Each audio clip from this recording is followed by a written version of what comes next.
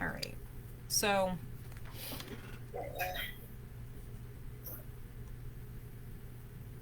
we are live again. Okay. And I'm going back into the event just to let people know what happened, because I don't, Right. don't want people to be confused, um, since it was very weird.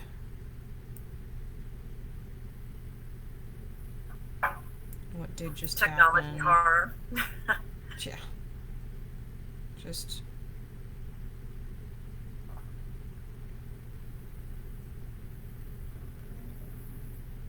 Okay. Um, Stopped on us. Live video is rolling on page.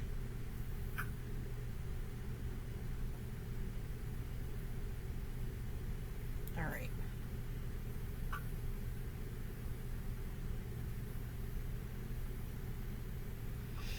Alright. So we should be good now. Great. Alright. So, apologies to those of you who were logged in with the live video before. Um, I assume I had technical difficulties again, and my computer is just a giant turd, basically. So I do apologize. Um, for those of you who are watching at the moment, I would love it if you could give us a sound check and let us know if you can hear us. We did have an issue with audio last week, so um, that was a little bit sad. So if somebody wouldn't mind just sort of typing a comment just to say that you can hear us, that would be great. Otherwise, we will move on with the interview because we are already losing precious time. So I'm going to say, and if I have to say it again, I'll have to say it again. But Carol just said it sounds great on both sides. Nick says it sounds great on both Good. sides. We're all set. Thank you, guys. So welcome to Winterviews, Series 1, Episode 6. I am your host, Katherine Silva, Kat for short, and I'm a dark fiction author from Maine. On today's episode, we are speaking with fellow New England author Kameryn James about forest horror. Today is our first forest horror Redux episode, where we're revisiting a topic that we had talked about earlier on the series. It's always interesting when we revisit a topic because everybody has a different point of view when it comes to certain types of horror. And forest horror is definitely one of those really awesome, creepy, personally wonderful genres that I like to get into. So, how are you doing today, Kameryn? Very good. Thank you. Thank you for having me, Kat. Yeah, I'm really excited about this. You're the second lady that I've had on the program, so it's always fun to have a little bit of girl power here. Yes. So would you mind telling the audience a little bit about you and your writing? So, yes, I've had about 3 or 4 short stories dealing with forest horror. That's not the only genre I've also written about, zombies, got a couple of anthologies, have a supernatural novella called Dollhouse about a haunted toy. What happens in the dollhouse happens in the family. Enjoyed writing that one. And fellow member of the New England Horror Writers. And have written a children's Krampus tale under my birth name, Allison Renee Sylvie. So do write a bit more than horror, but I think horror is the niche. Yeah. I am also, I've written a comedy, so I get that, like, needing to sort of branch out and maybe do something else. Horror can be pretty dark. Can be nice to sort of get something else out there and take a break from it. So today our topic is forest horror. As a recap, we certainly have talked about forests in mythological senses as well as in modern day horror. Popular books and movies would be the Adam Neville's The Ritual, the Blair Witch Project, Stephen King's Pet Sematary, The Forest by Lisa Quigley. And I think my first question for you today is going to mirror the one that I asked John in the last episode. Is how the woods inspired your take on horror? So I do have some, real life influences. The first time my family attempted to take me camping as a small child growing up in Louisiana, my mother told me I didn't even last one night. I cried from all of the bugs. So my first, the first horror of the woods and forest was bugs, and to me it probably could have been ants and flies and mosquitoes. Yeah. And so there's, I think, even this subgenre of the bug horror, in that. And yes, I've gotten a little bit better, about my fear of bugs. Butterflies and ladybugs are okay, but yeah. Yeah. I have a similar story, actually. We went camping in Bar Harbor when I was a kid. Just, car camping. But earwigs. Earwigs were the things that ended up in the tent everywhere.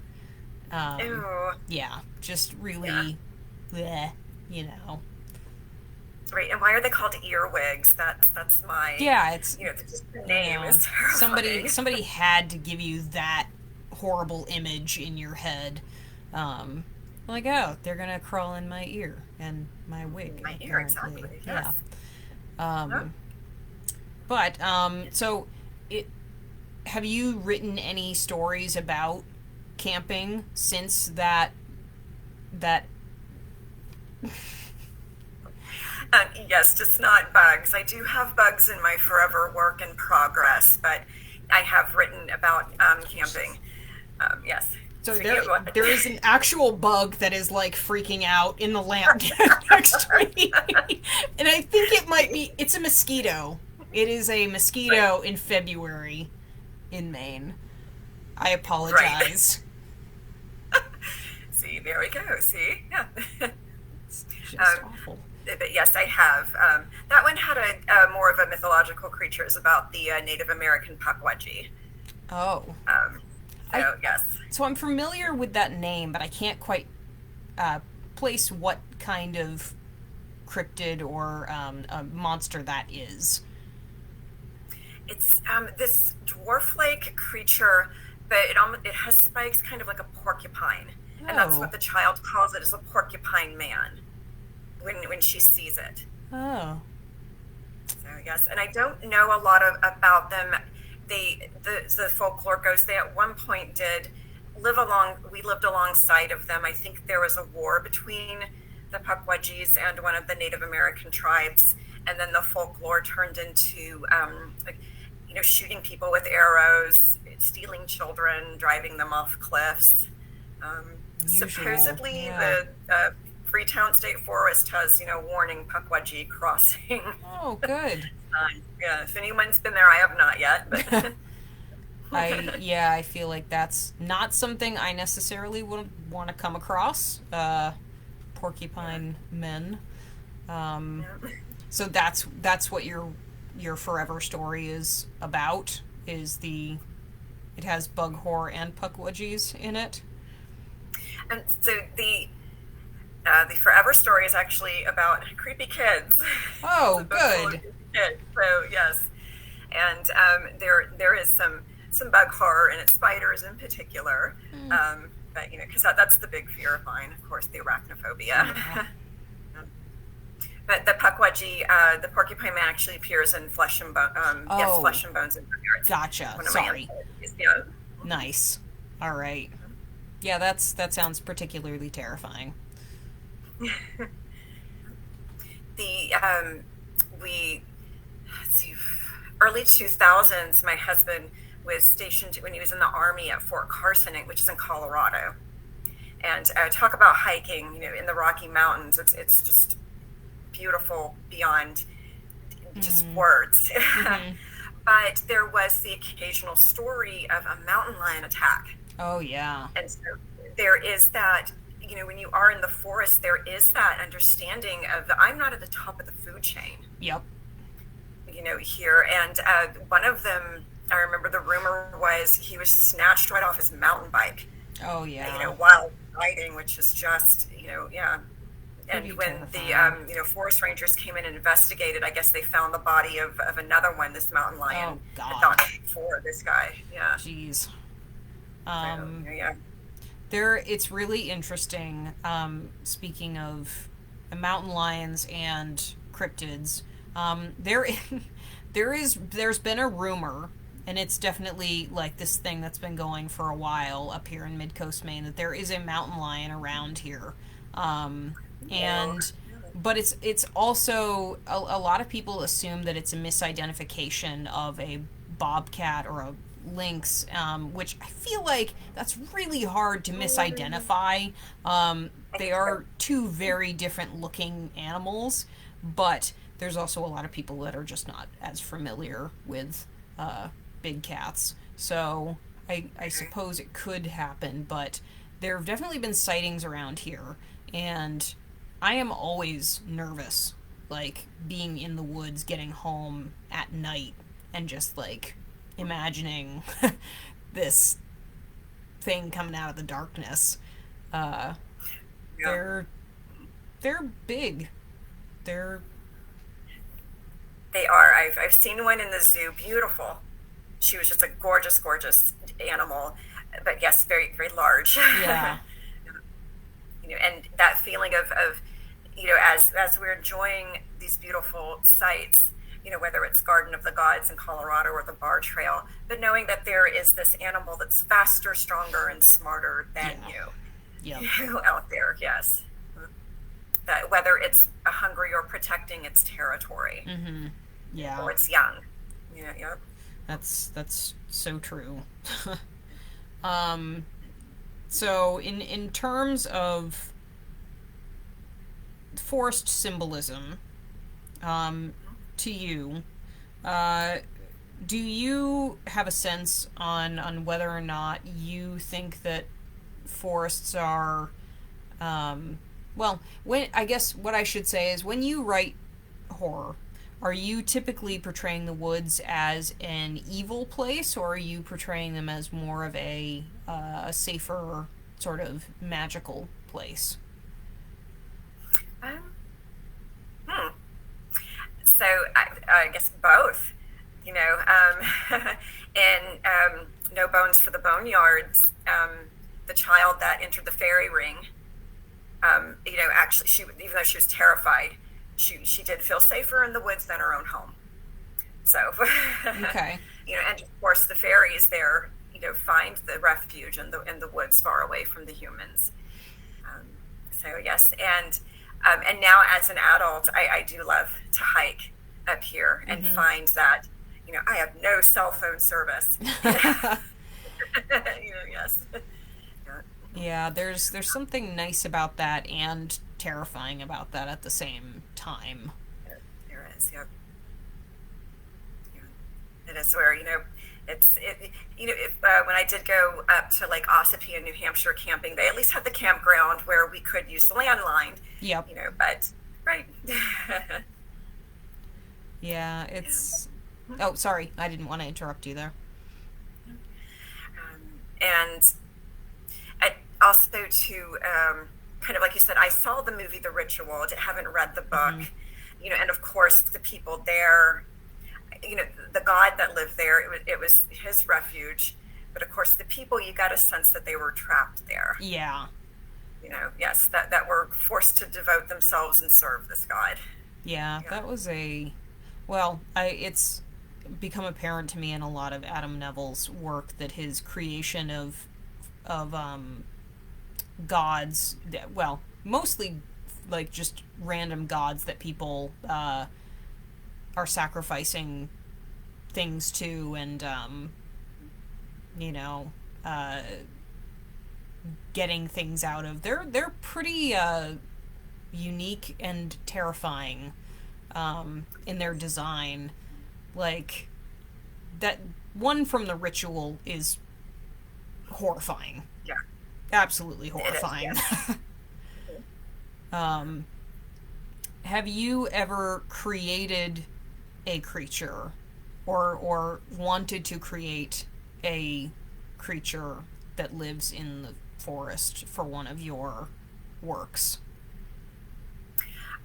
Yes, she's called a bone fairy, and Okay. I did get the influence from the second Hellboy. I love little tooth fairies. Yeah. And I found one piece of art that actually claimed the tooth fairy is just the smaller, nicer version of the bone fairy, and it showed this large creature, whose flesh and bone seemed to have melded together.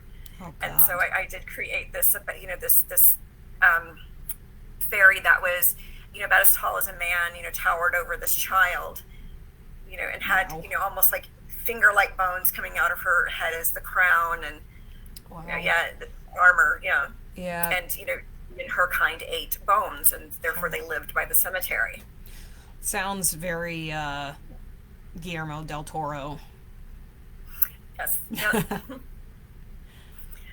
Who one of my favorite forest films is Pan's Labyrinth. I mean, Yeah. that's my absolute Del Toro favorite film. Yeah.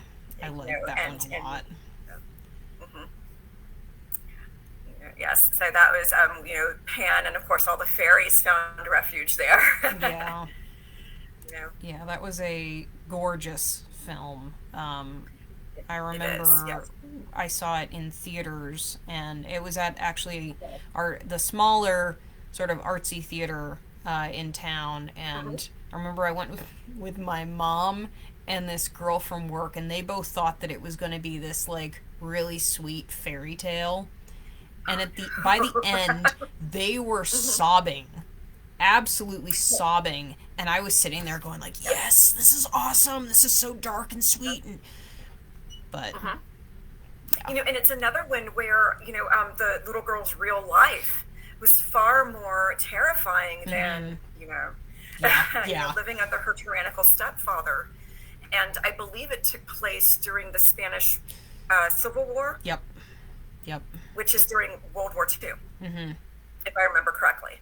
So Yeah. all these human horrors are going on. And she has to live under this man that does not care whether she lives or dies. Yep. Yeah. Yeah. And then yes, this.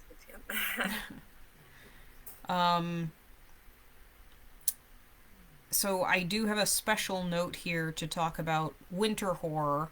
Um, Yes. Yeah, and you seemed particularly excited to discuss that, so I want to start there. It's also a special subject for me as well. I really like winter forest horror.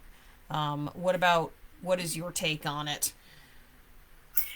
So since moving here, the first home we lived in was on Hart Pond in Chelmsford, and we were guaranteed to lose power almost every snowstorm. Mm-hmm. To be left in the dark. Our well water was electrically pumped, so we were kind of thrown back into Yeah. the literal dark ages. And one year we had a fox that would just scream in the Oh, middle of the woods. If you've ever heard one, yep. I really became a big fan of the hound from the Fox and the Hound and stuff. And so there is, even though the forest is absolutely gorgeous in the winter, the pond is frozen over. Yep. But yes, to lose power, and you can attest to this far more probably than I can, being in Maine. Yeah. Yeah. And it's just a very special kind of darkness too, and quiet. Yeah. Yeah. Everything's just so absolute in the winter. And, because we have Friday the 13th and all these other camp that shows us these forest horrors in the summer. But, no, it's a different world in the winter. Yeah. Yeah. Yeah. It's like I wouldn't even say that I'm like necessarily out in the middle of the woods. Like there are houses around me. But pretty much anytime we have a storm of significant size, I lose power. And it's like this sad tiny part of the road that loses power while the rest of it has it. And it happens no matter what. So it does just like, you're immediately like, all right, starting a fire, cooking over the wood stove. If it happens to be winter outside, then you can at least put stuff outside, but we did, when we lost the power in the refrigerator, we put things out. Yeah. But then you've got these, like, the weird thing today, it was 50 degrees here.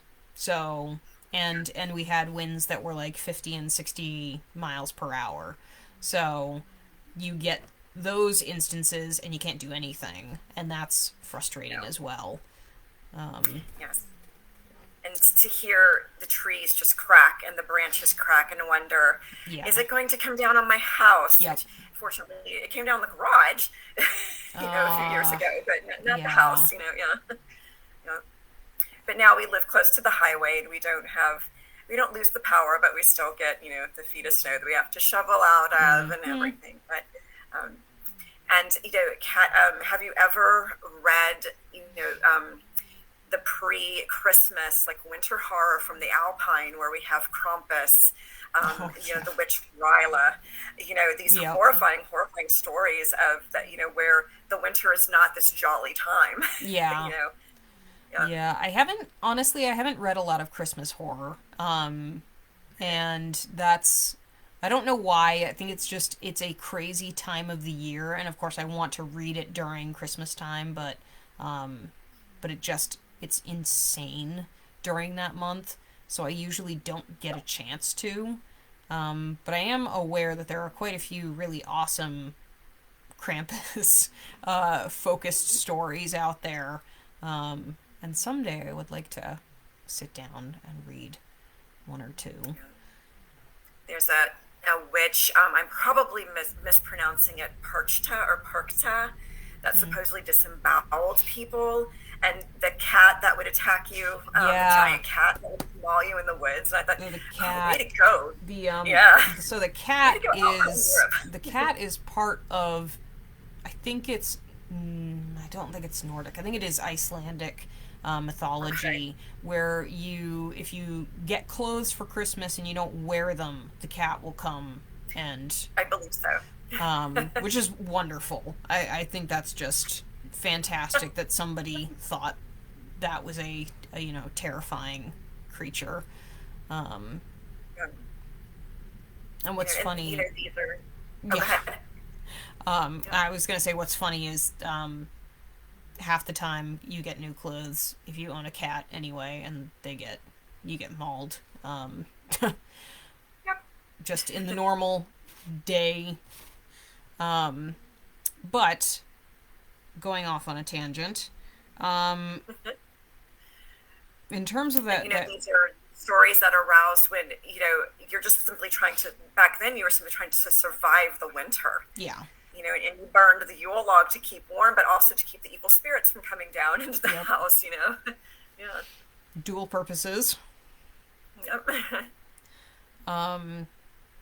I just today got, I don't know if you've heard of Nightworms or not, but they're a book subscription service out of Washington. And I received my package today, which included Christopher Golden's Road of Bones, which just came out, and I am very excited about that. That is a new winter horror novel. Nice. Okay. And it looks fantastic. It's been getting some really good reviews. But I was wondering if you had any other novels or films or TV shows that you wanted to sort of mention regarding winter horror or bug horror for that matter, since we didn't really get Yeah. to touch upon many of those. I didn't. I mean, it was creepy, but Love and Monsters. The hubby and I actually watched it. They're on Valentine's Day last year when we couldn't go anywhere. Mm-hmm. Is apocalyptic world of giant bugs, worms, fish, crustaceans. Hmm. I mean, it's a boy trying to survive, but also find love. When there's giant centipedes trying to eat his dog, and Oh. yeah, that was fun. As far as books, it's not. I don't think it's winter horror, but Frank Peretti's The Oath. Hmm. He wrote it in the 90s, terrified me as a young woman. His morbid gift was shocking the reader. Like, I actually felt like I was the forest ranger that found the partial human remains. Hmm. He really just put you in that, like, there's legs right there, and that's it. Oh God. Yeah. And then I'm giving a shout out to Tom D. It's also small town horror. Yep. Yep. Yes, and called The Oath because this town has taken an oath to, yes, sacrifice people to the being that of the original resident of this forest. And when she gets the rash on her chest, she accepts it in this maddening way. She's sitting there scratching it, smiling. And then goes out and starts pointing out the secrets and sins of everyone. Huh. Yeah. So yeah, and more modern. As far as books, this one's fun. Monsters versus Nazis. Huh. Does have a bit. This was just therapeutic. Does have a bit actually of the a take on the Mouth of Madness. Oh, okay. So there's that winter horror of Nazis getting absorbed by Deserved. H.P. Lovecraft. Yeah. And our own R.C. Mulhare is in here too, writing about the old ones in the forest. Nice. And there's even giant rabbit horror. Oh wow. Okay. That's not something that I ever thought I would hear in a sentence, but okay. Yes, giant rabbits, yes. And I enjoyed Child of Reason from Wicked Women, which is some fantastic plant horror. Nice. I would love plant minions. I think that would be fantastic. And let's see what's next. Movies, definitely Forrest as a character. We've got The Evil Dead. There's a certain scene in The Evil Dead. Yep. And then, which was, I'd rather not talk too much about it. Yeah, that's a pretty rough one. I mean, it's a movie that's been out for forever. So if anyone has seen The Evil Dead, you know the scene that we're talking about. I was thinking about, yes. Yeah.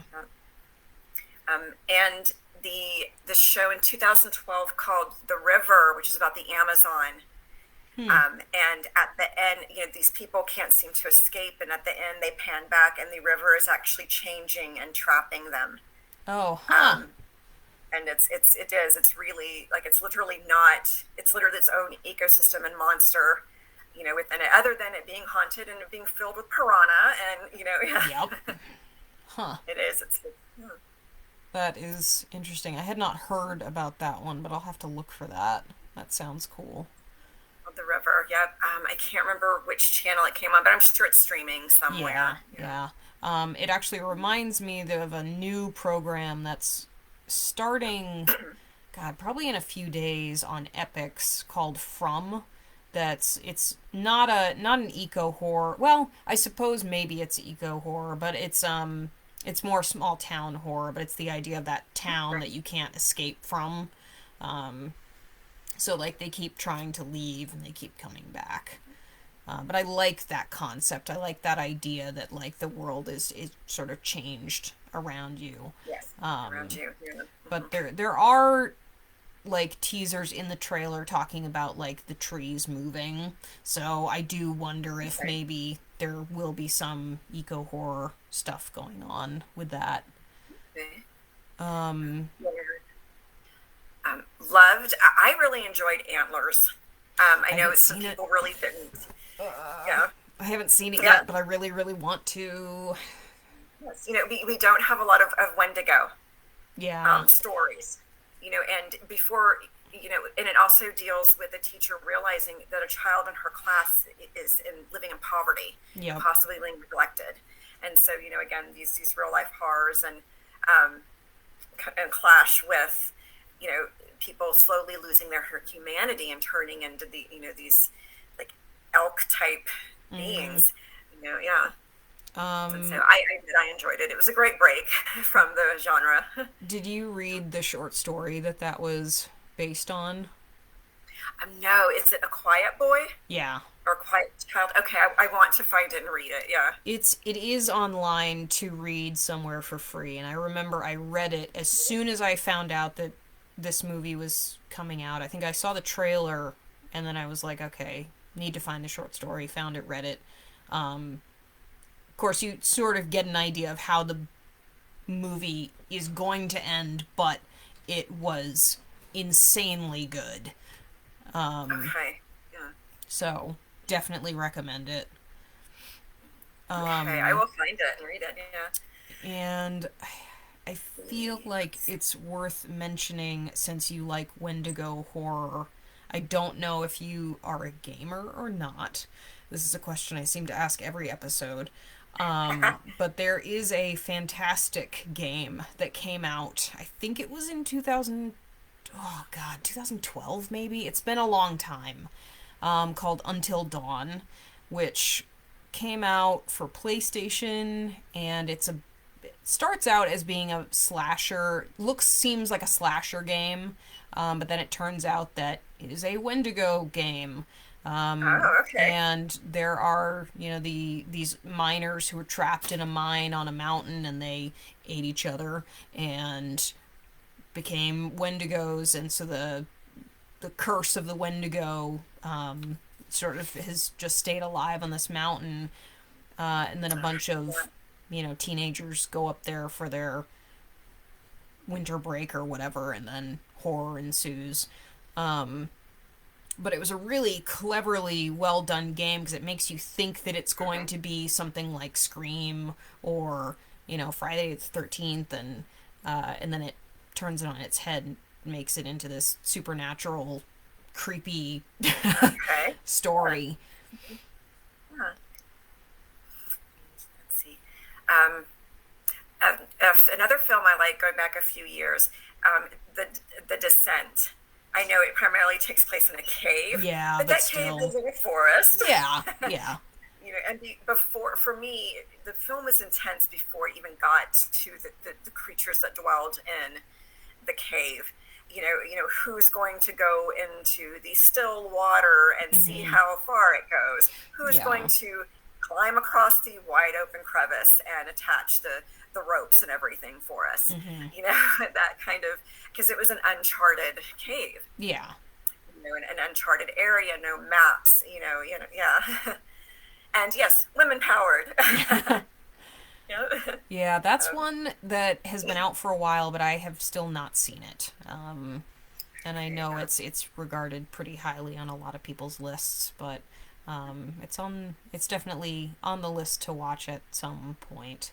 I don't think I've seen it streaming anywhere, actually. Kind of funny.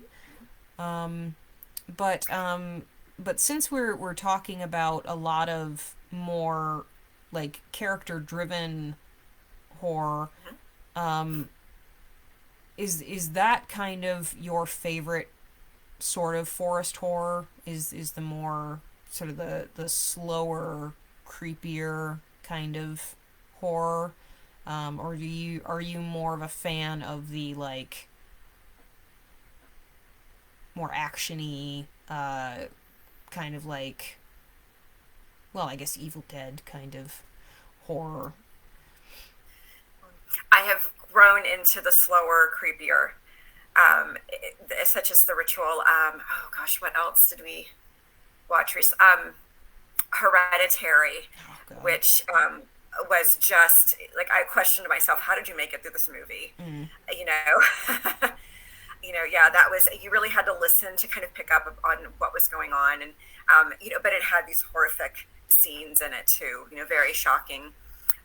And then there's one that came out this year on Netflix from Denmark called Nisser or Elves, which is, yes, Christmas horror. Oh, It starts yeah. with a little. Mm-hmm. Yeah, I But think I yes, remember that trailer. hmm that the elves, don't really like people coming in and chopping down their trees for Christmas and things like that. And it's, again, this island lives on these rules of that we live alongside these creatures, and they're actually pretty horrifying. Hmm. When you look out and all of a sudden one peels itself off from a tree, or a stump suddenly rises up. Hmm. And it's nice Christmas forest horror. And there's a baby one that's so Hmm. ugly it's cute. Yeah. Nice. Now, that's Yeah. one that I remember seeing the trailer for, and I got this vague, like, oh, it's kind of like Jurassic Park, but with elves. Yeah, that was, yeah. Yeah. Yeah. But I like those slower. I have come to like the slower, um, the slow burns, as they're called. Yes. Hmm. It is. I grew up on the Friday the 13th, which is the blood and gore. Hmm. But yeah. Yeah, sort of Um, that shock and yeah. awe. Shock. Yeah. But I do tell people that are interested in starting to watch horror. I said, no matter how shocking that opening scene is, it's just going to get worse from there. Hmm. So, yeah.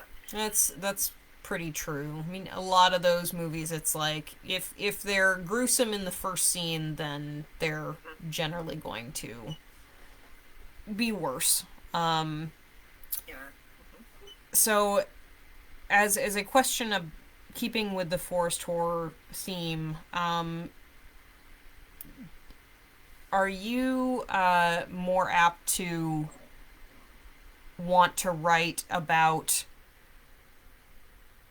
like thematically like some kind of redemptive arc for your characters going into the forest, like them sort of learning something about the woods, or finding some kind of salvation in the woods?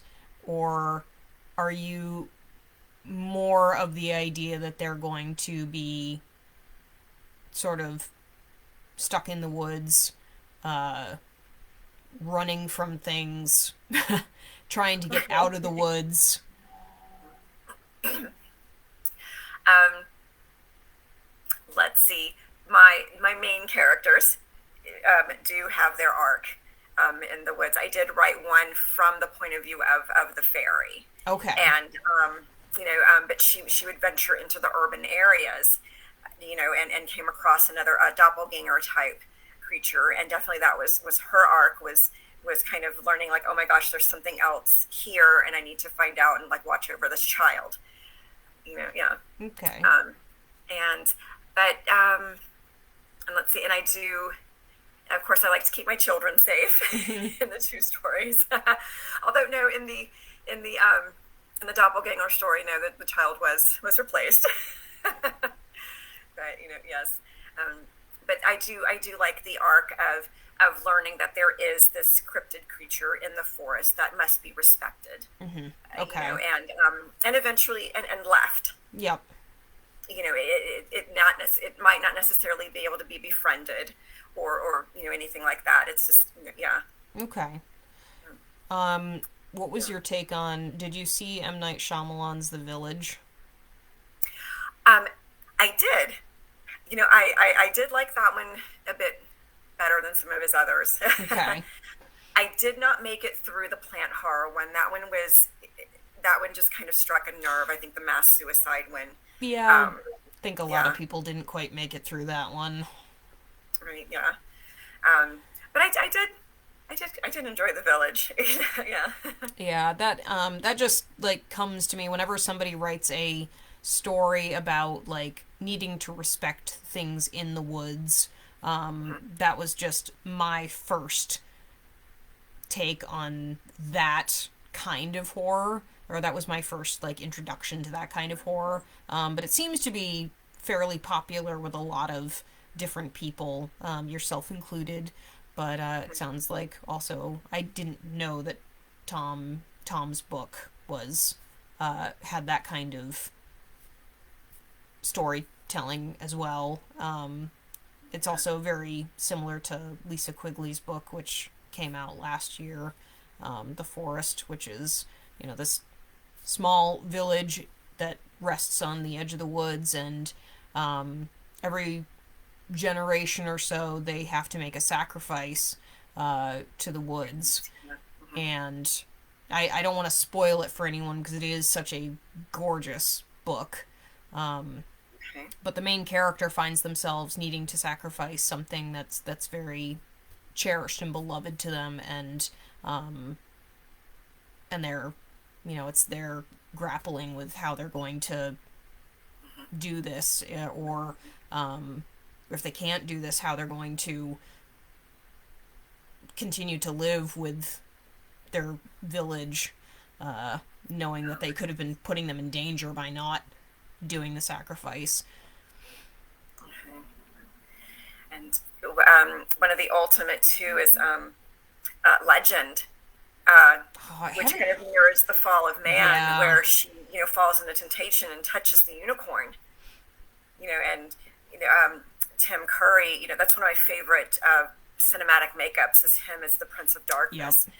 Plunges our world into, which as a young girl is interesting. I think I found both the forest in that movie, but also his darkness equally is beautiful and intriguing. Tim Curry is so good at creating a creepy, believable villain. Yes, he is. Yeah. Where again, it's there was that rule that we couldn't cross that line, and she did, and of course, but who you can't. There's a unicorn. What else are you supposed to do? Yeah.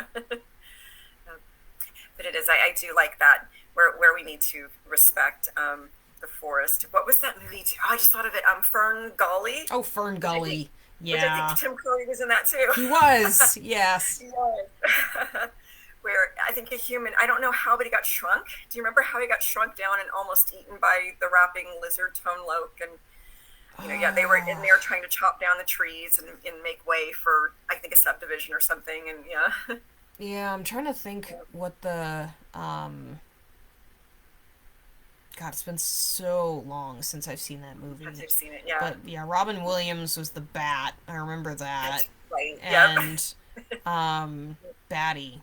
And yeah, Tim Curry was like this creepy oil monster or some like kind of weird. Yes, I think he was the symbol pollution. That's what I took away. Yeah. Probably, he was some kind of monster that came out of all the diesel and gas powered engines being in the forest. Yeah. Yeah. God, that was a good one, wasn't it? It was. Yes. It's so funny to think of, like, there's all these memes all over the place about like how stuff when we were kids, how parents nowadays can't believe that, or kids nowadays can't believe that the stuff that we used to watch when we were kids was that dark, or that scary. And it's like, yeah, everything was like that. Everything was that dark and that scary. Well, Pat, have you read the original Snow White? Oh yeah. The original was just horrifying. All the original Grimm's fairy tales are very dark.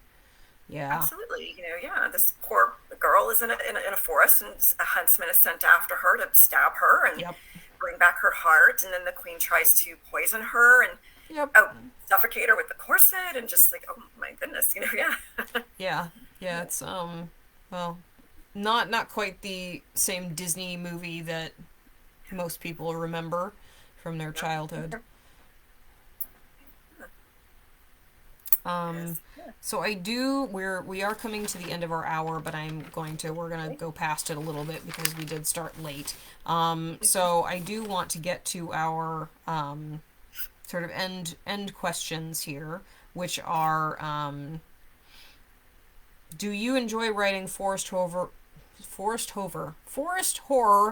over other kinds of horror? Um, no, not necessarily.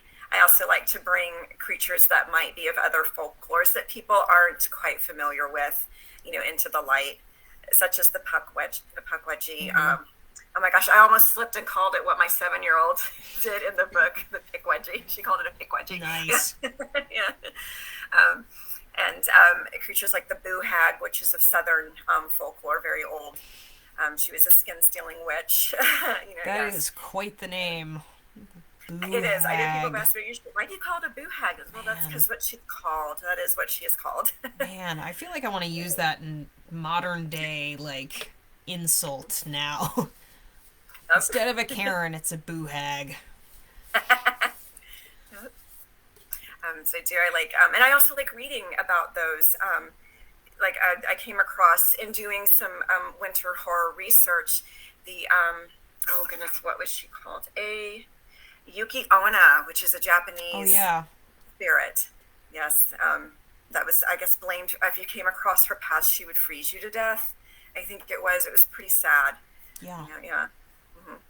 All right. There are so many stories from around the world, and even here in America, Sasquatch, and you have a lot of haunted forest up here too. Yeah. Oh, yeah. Plenty. Yeah. Plenty. Yeah. That was my last book was a forest horror, winter horror, ghost horror mix. And that's definitely writing about forest horror is probably like one of my favorite things to do. It's just, they're so creepy. I love it. They are. And, anything can be in the forest too, from the witch to the cryptid, the hunter Yeah. becoming the hunted, to the serial killer, or just a bunch of accidents like Tucker and Dale versus Evil, Yes. which is Such a good movie. one of the few that does combine horror and slasher and comedy Ah. successfully, very successfully. Yes. It has its silly parts, but, yeah. That is such a phenomenal film.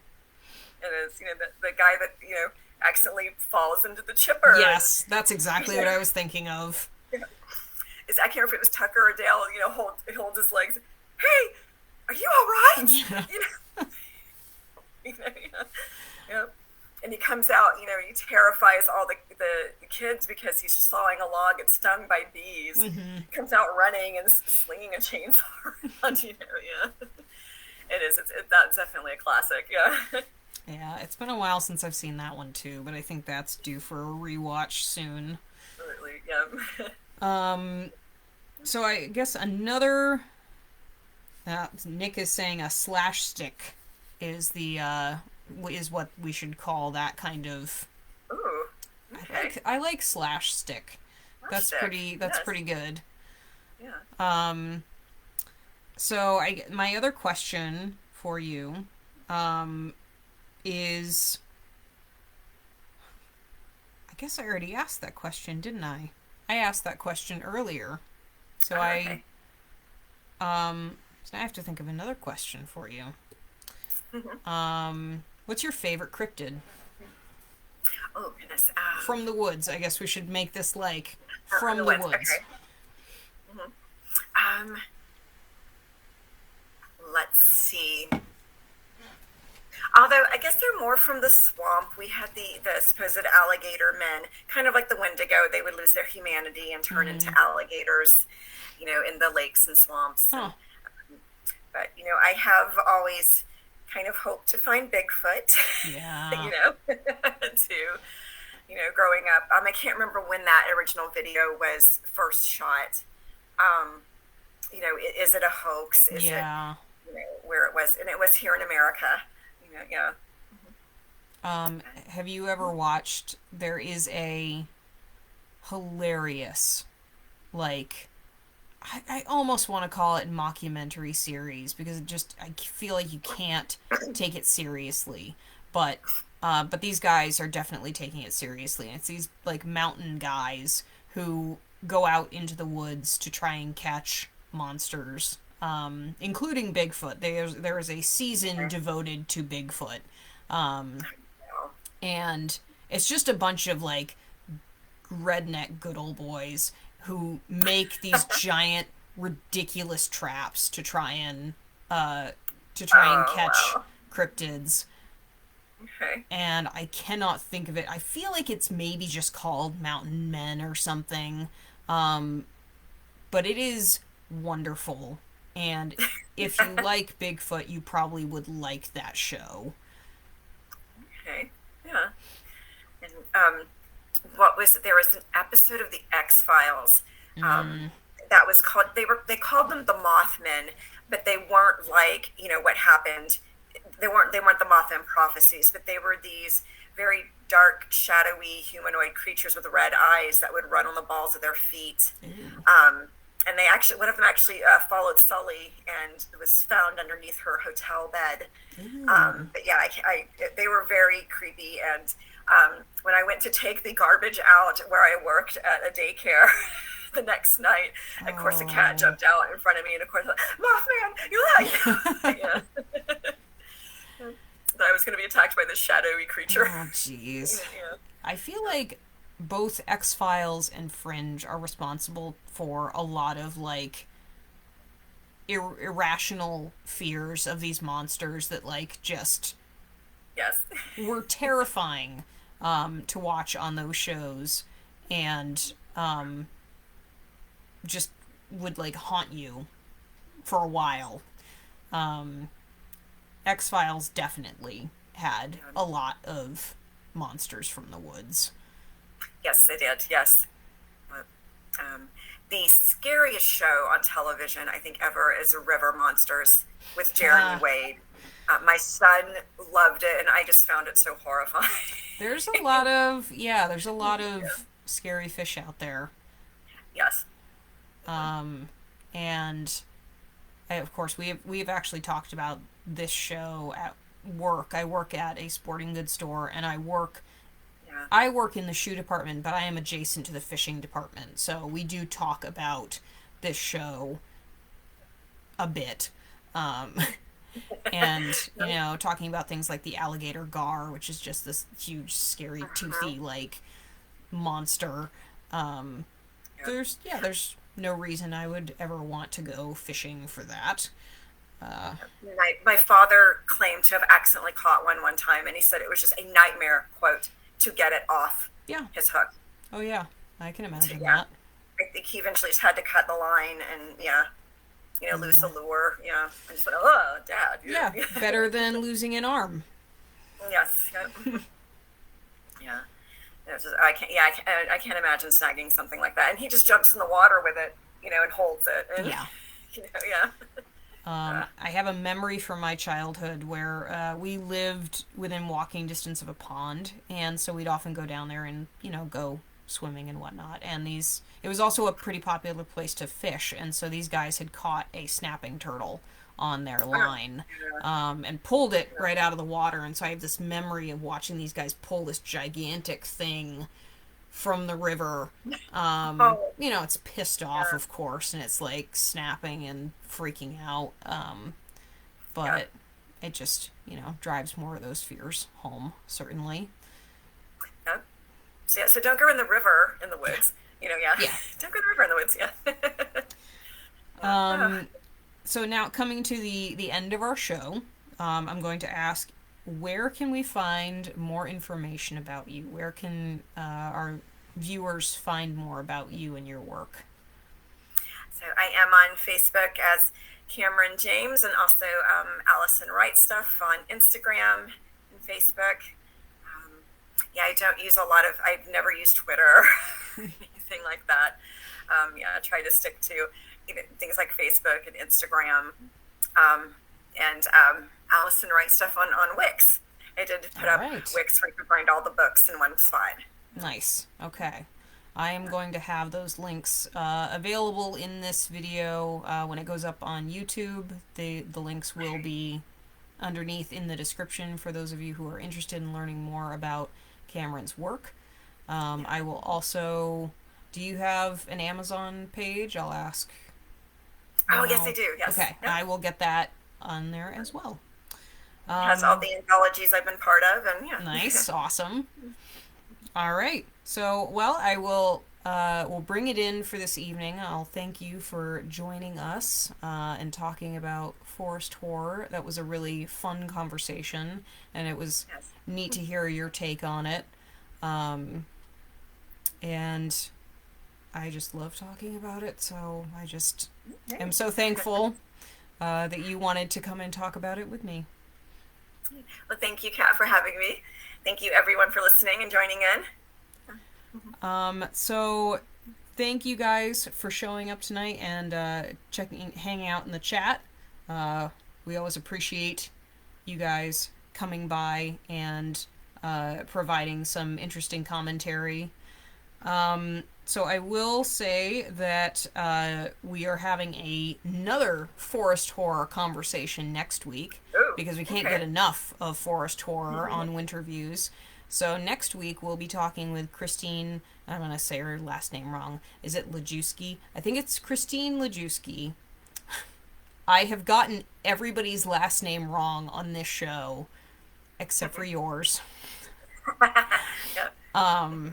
So if I am getting it wrong, I apologize. I will have it fixed for next week. But otherwise, we will be talking with Christine Lajewski on our second Redux Forest Horror episode. Okay. And that will be not April. It will be February 24th, Thursday, February 24th at 8 p.m. Eastern Standard Time Okay. on Facebook for those of you who want to pop in and check it out. Again, we always appreciate your comments. And until then, we'll see you then. Take care. Don't let the puckwudgies get you. Exactly. Yes.